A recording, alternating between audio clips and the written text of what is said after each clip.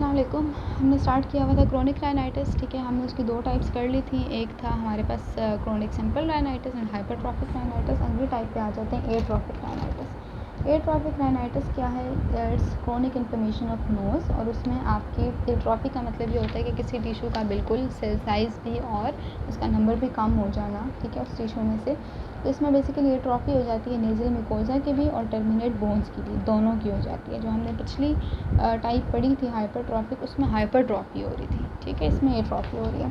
फिर आ जाते हैं कि इसमें आपके पास टाइप्स मैंने बताई थी, एक प्राइमरी होती है और एक सेकेंडरी होती है। पहले हम प्राइमरी को डिस्कस कर लेते हैं कि जो प्राइमरी है उसके क्या क्या कॉजेज़ हैं, प्राइमरी एंड सेकेंडरी, ठीक है।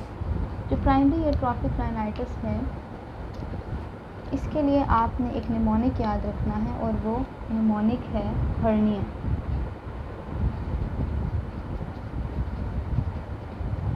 ठीक है, अब हम देखते हैं इसमें एक वर्ड से क्या बनता है।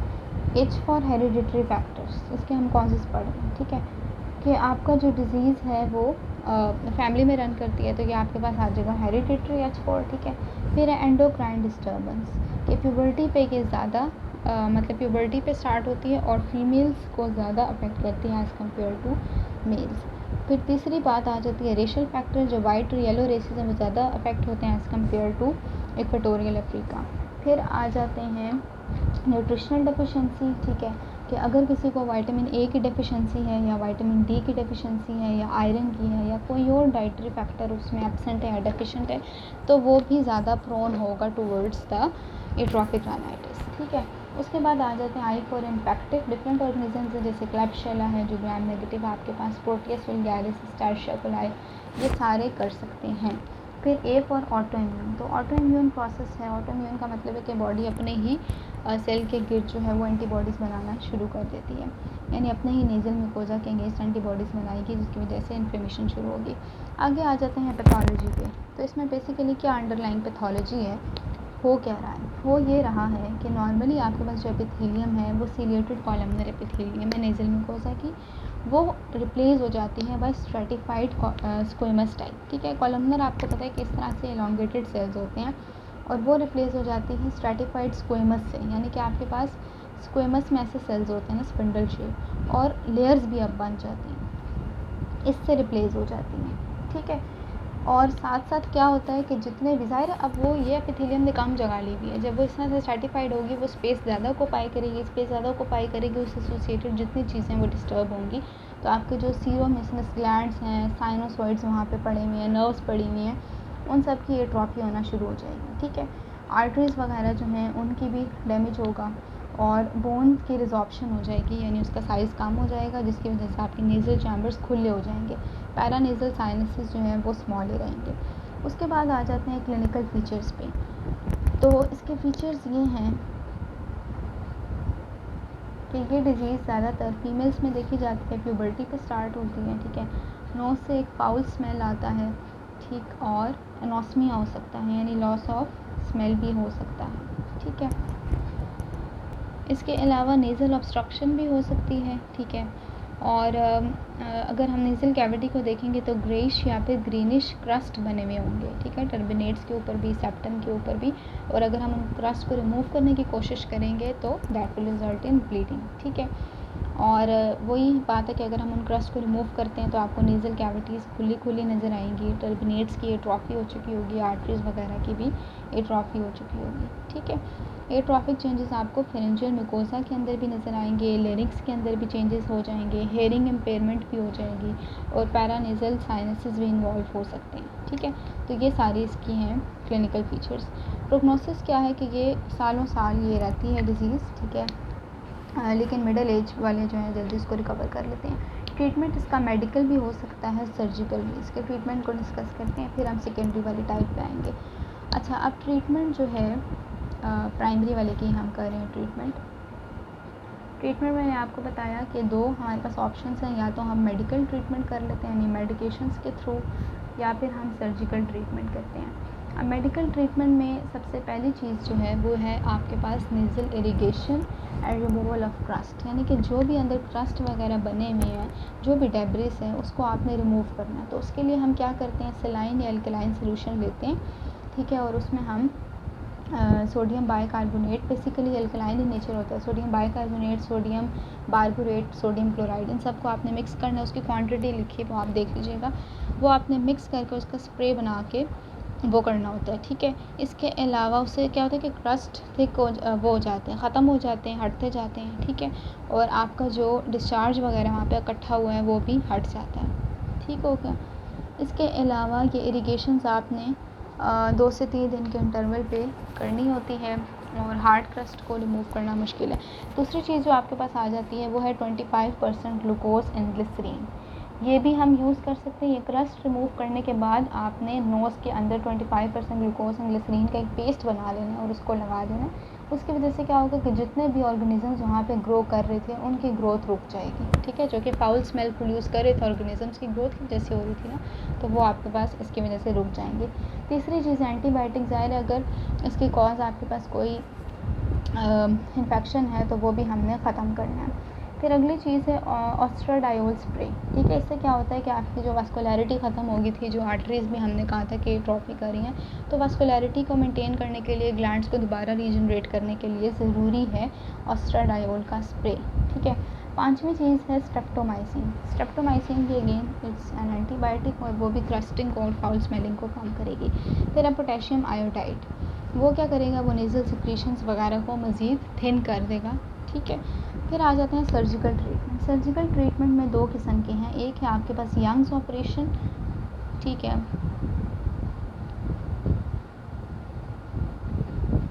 यंग्स ऑपरेशन, और एक टाइप है नैरोइंग द नेज़ल कैविटीज़।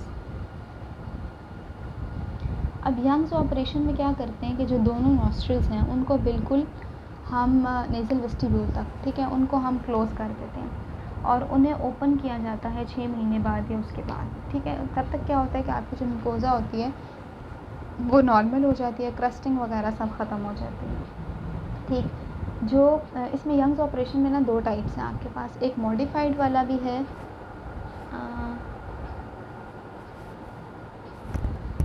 ठीक है, एक ये सिंपल वाला जो मैंने भी आपको बताया, और एक मॉडिफाइड वाला। मॉडिफाइड वाला ये कि अगर बायोलेटरली हम नेज़ल ऑब्स्ट्रक्शन कर देंगे तो उससे ज़ाहिर है पेशेंट को मसला होगा, डिस्कम्फर्ट होगा, तो हम मॉडिफाइड वाला इस्तेमाल करते हैं। उसमें क्या करते हैं, पार्शली क्लोज करते हैं नॉस्ट्रल्स को, ठीक है, और ज़ाहिर है फ़ायदा दोनों का सेम है। नैरोइंग द नेज़ल कैविटीज़, इसमें क्या किया जाता है, नेज़ल चैम्बर्स हमें पता है ऑलरेडी इतने नैरो हुए हैं, और हर साथ साथ जब हवा आती जाएगी तो वो मज़ीद आपकी ड्राइनेस करती जाएगी, क्रस्ट और बनते जाएंगे। इसलिए हमने क्या करना है कि आपके जो नेज़ल कैविटीज़ हैं उनको नैरो कर दें, ठीक है। वही 2 ऑप्शन से, या तो पूरा बंद कर दें या तो नैरो कर दें। तो इसके लिए कुछ टेक्निक्स होती हैं। वो क्या करते हैं कि इंजेक्शन देते हैं टेफ्लॉन पेस्ट का, ठीक है, या फिर फैट कार्टिलेज बोन या टेफ्लॉन स्ट्रिप्स हैं वो इंसर्ट कर दी जाती हैं, या फिर आपकी जो वो है लैटरल वॉल, अगर उसकी डिस्प्लेसमेंट हुई है तो उसको भी हम सही कर लेते हैं। उसके बाद आ जाते हैं सेकेंडरी एट्रोपिक राइनाइटिस। ये अभी तक हमने पढ़ा प्राइमरी एट्रोपिक राइनाइटिस आ रहा था, ठीक है। सेकेंडरी वो है जो कि ज़ाहिर है किसी और इन्फेक्शन के बाद हो रहा है,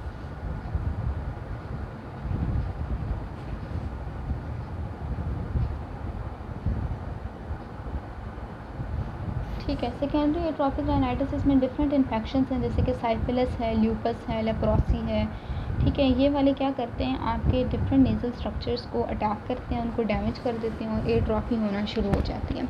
एट्रोपिक राइनाइटिस आपका साइनोसाइटिस के बाद भी हो सकता है, या फिर रेडियोथेरेपी अगर नोज़ को हमने दी है किसी मकसद के लिए, या फिर अगर टर्मिनेट्स को आपने रिमूव किया उन सब के बाद ही हो सकता है, ठीक है। एक टर्म इस कैटेगरी के अंदर लिखी हुई है यूनिलेटरल एट्रोफिक राइनाइटिस। वो क्या है, अगर नेज़ल सेप्टम आपका बहुत ज़्यादा डेविएट कर गया तो साथ साथ क्या होगा, एट्रोफिक राइनाइटिस हो सकती है किस तरफ, जो वाइडर साइड है, जो खुली साइड है, वहाँ पे राइनाइटिस होगा, ठीक है। अच्छा जी, अगली कैटेगरी हमने 3 टाइप्स राइनाइटिस की पढ़ ली है, आगे 2 जो हैं वो छोटी छोटी हैं, वो हम जल्दी से कर लेते हैं। Rhinitis sicca and rhinitis caseosa. Rhinitis sicca की सबसे पहले बात करते हैं। इसमें भी क्रस्ट ही बनते हैं, ठीक है, लेकिन ये कॉज क्या है इसकी, जो डस्टी सराउंडिंग में लोग काम कर रहे हैं, जैसे बेकर्स हैं, आयरन या गोल्ड स्मिथ वाले हैं, ठीक है, उनके अंदर ये ज़्यादा कॉमन है। और ये कंडीशन आपके पास anterior part of the nose को ज़्यादा अफेक्ट करती है। इसमें भी वही है कि आपकी जो एपिथेलियम, जिस तरह मैंने बताया था, कॉलमनर एपिथेलियम रिप्लेस हो जाती हैं और साथ ही एट्रोफी हो जाएगी ग्लैंड्स की, ठीक है।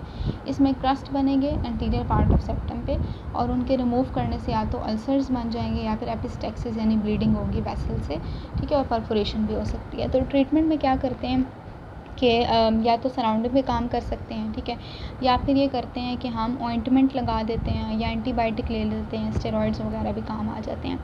Knows pricking and removal of crust should be avoided, ठीक है, कि उस टाइम पे जब आपको राइनाइटिस सीखा हुआ है, और मज़ीद फिर आप जो ऑफेंडिंग एजेंट है उसको भी आपने अवॉइड करना है, ठीक है, और आपने ये नहीं करना कि फोर्सफुली क्रस्ट को रिमूव करने की कोशिश करें, क्योंकि हमने पहले डिस्कस किया कि उससे अल्सर भी बन सकते हैं और ब्लीडिंग भी हो सकती है, ठीक है। और इसके अलावा बस इसमें और कोई ख़ास बात नहीं है। अगली टाइप है राइनाइटिस कैसियोसा।